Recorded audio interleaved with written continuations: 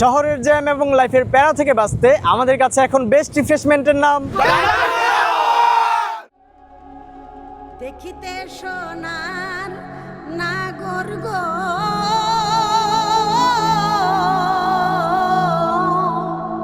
চাঁদের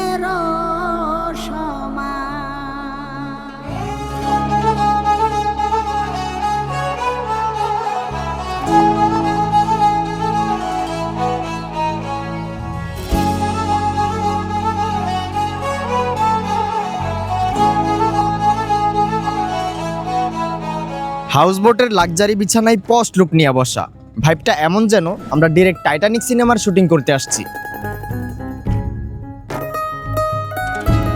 ফুল ফুটেছে কিন্তু সোশ্যাল মিডিয়াতে ফটোস এবং রিলস আপলোড দিয়ে আমরা বুঝাই যে আমাদের মতো প্রকৃতিপ্রেমী আর একটাও নেই, ফুল ফুটেছে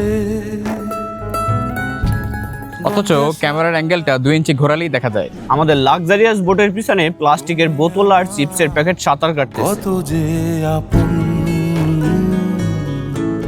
দেখা না দিলে বন্ধু কথা কইও না। শহরের কোলাহল থেকে শান্তি খুঁজতে এসে মাঝরাত পর্যন্ত কানফাটা বক্সে গান বাজিয়ে ওই শান্ত এলাকার মানুষগুলোর ঘুম হারাম করছি। কথা কইও না। এই বিশাল পানি আমাদের চোখে সুন্দর ব্যাকগ্রাউন্ড, কিন্তু লোকাল একটি বাচ্চার কাছে এই নোংরা পানি তার নিত্যদিনের সঙ্গী। আমি কিন্তু বলতেছি না যে হাওরে এসে ধ্যান করা শুরু করো আর চিল করা বাদ দাও,